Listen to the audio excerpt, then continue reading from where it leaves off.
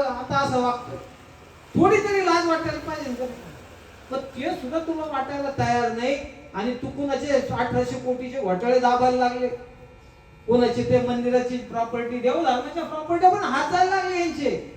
तुम्ही आता हे समजू नका मंदिर बरं आहे, आज तुम्ही आपल्या ग्रामपंचायतीच्या माध्यमातून किंवा ट्रस्टच्या माध्यमातून शाबू दे.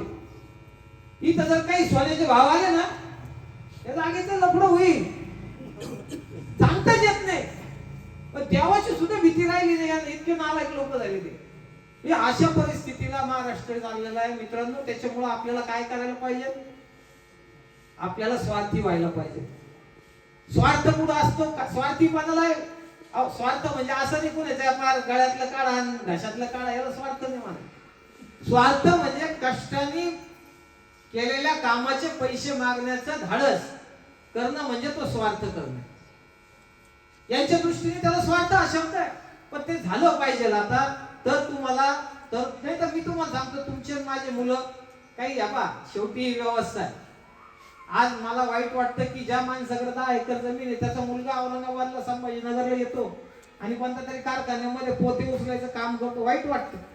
आणि तू 10 एकरचा मालक आहे बाबा, या टपऱ्या टुपऱ्या टाकलेल्या आहेत ना दुकानाच्या, त्याची किंमत किती? 20-25 लाख रुपये, याच्यापेक्षा जास्त नाही. माझ्या शेतीची किंमत केवढी आहे? आजचा बाजार भावाप्रमाणे जर विचार केला तर तो माणूस 10 एकराचा माणूस नाही काही म्हटलं किती कोटीचा मालक आहे? 20 लाख रुपये आता पुढे भाव चालूच आहे ना. मग तो पाहतो किती मोठा माणूस आहे आणि त्याला हे बँका कर्ज देतात किती? तुला उसावर कर्ज मिळेल किती? 75,000 केल्या, बरोबर आहे ना? मग तुम्हाला जर अशी परिस्थिती असेल तर त्या जमिनीच्या किमतीवर शिक्षकाला मागू द्या बरं कर्ज, कोणत्या बँकेत जाऊ द्या. शिक्षक पहा तुम्ही किती फरक आहे, तुम्हाला लगेच लक्षात येईल. तो माणूस आहे एक नोकर, मालक आहे का तो नोकर, त्या नोकराला पगार समजा 80,000 रुपये. तुम्ही कर्ज देताना म्हणता की तुझ्या पगाराच्या पावतीच्या 80% पैसे तुला विधवा वाढ. माझी प्रॉपर्टी एवढी मोठी, मला कर्ज किती? 3 लाख 2 लाख, त्याच्यावर पण एवढं हांजी करावं लागतं की जस काय तो आपल्यावर उपकार करून राहिला, पैसे देतो. अशी परिस्थिती. 10 एकर जमीन लिहून घेतो, 10 एकर जमीन लिहून घेतो आणि 2 आणि 3 लाख रुपये आपल्याला आपल्या शेतीसाठी देतो. शेती कशी जगल हो? जगल कशी मला तुम्ही सांगा. जर मला 10 एकर शेती करायची आज, ट्रॅक्टर पासून म्हणजे नांगरटी पासून आणि तो मार्केटमध्ये भाव माल यूज तर खर्च लागतो का नाही? व्यवस्था कशी टिकणार? आज पाहिलं सायपन केलं, सायपनला कर्ज, त्याच्यावर व्याज. अंबानी व्याजावर सुद्धा आपल्याकडनं पैसे काढतो एमआरपी करताना, त्यांनी जर कुठून कर्ज घेतला असेल मग आमच्या व्याजाचा काहीच हिशोब नाही. बरं आम्ही माल विकतो त्याला जीएसटी, त्याचे पैसे येतात का आपल्याला? अंबानी त्याचे पैसे घेतो नंतर माल विकून बी शेवटी त्या शेवटच्या तारखेला 30-31 तारखेला हिशोब करताना लिहितो की मी एवढं जीएसटीचा परतावा मला मिळाला पाहिजे. आपल्याला आहे का जीएसटीचा परतावा? आहे रॉक आपलं डिझेल घेतो आपण, ट्रॅक्टर घेतो, अवजारं घेतो, फर्टिलायझर घेतो, याच्यावर जीएसटी देतो ना आपण. मग जीएसटीचे पैसे घेतात तुम्ही मागता का? तुमच्या मालावर का नाही जीएसटी लागू? गावामध्ये जर मी माझं सोयाबीन घेऊन गेलो तर त्याच्यावर जीएसटी नको मग? मला माझा पैसे परत आले पाहिजेत. मी जे पैसे खर्च केलेले गव्हर्नमेंटला दिलेले ते पैसे मला मागे आले पाहिजेत. हे गणित शिकलं पाहिजे, हे अर्थशास्त्र शिकलं पाहिजे. तेव्हा तुम्ही आणि मी कुठंतरी समाजाच्या इतर लोकांपर्यंत प्रमाणे जगण्याचा आपल्याला काहीतरी होईल. नाही तर मला खात्री आहे की दिवसेंदिवस आपली एवढी परिस्थिती वाईट होत चालली ना, आपण उगाच नशिबाला दोष देतो. नशिबाचं काही नाही राजा, काही नाहीये. भगवंता पुढं सगळे माणसं, अंबानी असू द्या नाही तर अजित काळे सारखा सामान्य माणूस असू द्या, सगळे सारखे.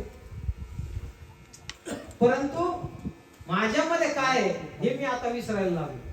माझ्या हक्काचं काय हे मी आता नशिबावर सोडायला लागलो. हे तर असंच चालतं, असंच होणार आहे, असंच चालतं ना असंच जर होणार आहे तर एक दिवस तुम्हाला सांगतो अशी परिस्थिती निर्माण होईल की तुमच्याच माझ्या मुलांना कुणाच्या तरी हाताखाली वर्ग 4 ची नोकरी भेटली तरी समाधान वाटेल, अशी परिस्थिती निर्माण होईल. 25 एकर 20 एकर वाले शेतकऱ्याला आज वाटेल की माझं पोरग शिपाई म्हणून काम करतं लय व्यवस्थित. तर कृपया या सगळ्या याचा विचार करा मित्रांनो. आमचा संघर्ष शेतकरी संघटनेच्या माध्यमातून एकच आहे की लोकांमध्ये जागृती करायची. त्या माणसामध्ये पूर्ण क्षमता आहे, पिकवण्याची क्षमता आहे, त्याला फक्त विकणं कसं आहे ते आलेलं नाही. आणि विकणं कसं आहे करायचं त्याच्यासाठीचा आम्ही प्रबोधन या माध्यमातून करतो. तुमच्या हक्कासाठी, तुमच्यासाठी जेव्हा पाहिजे. आता आमच्याकडे गणेश सारखा मुलगा या पूर्ण ताकदीने आम्ही वैजापूर तालुक्यामध्ये त्यांच्या धुरात सोपवलेली आहे. राजकारण करा पण तो शेतकरी संघटनेच्या माध्यमातून करा. अशा भिकारचोट लोकांच्या मागे जाऊ नका. माझी तुम्हाला विनंती आहे. हा, जर तुम्हाला तो माणूस देत असेल ना, मी तुमच्या आधी म्हणत किंवा आम्ही थांबतोय इथं, या माणसाला पुढे जाऊ दे. परंतु जर माणूस तुमचा साधा तुमच्यासाठी बोलायला तयार होत नाही, तुमच्या कांद्याच्या प्रश्नावर बोलायला तयार होत नाही, उसाच्या भावाच्या बाबतीत बोलायला तयार होत नाही, सोयाबीनच्या बाबतीत बोलायला तयार होत नाही, कृपया विनंती करतो अशा माणसाला आता मोठं करू नका. का करताय तुम्ही? तुमच्या एका मतात तुम्हाला वाटतं मत, अरे बाबा फार मोठी ताकद आहे या मतामध्ये. त्या आंबेडकरांनी एवढं काही त्याच्यावर प्रवचन केलेलं आहे की एक मत काय करू शकतं, याला फार मोठं महत्व आहे. 5 वर्षानंतर उगाच ते येणे नव्हते संधी द्यायला. त्यांना माहिती होतं असे नालायक गावला सुद्धा जन्माला येतील इथं भारतामध्ये.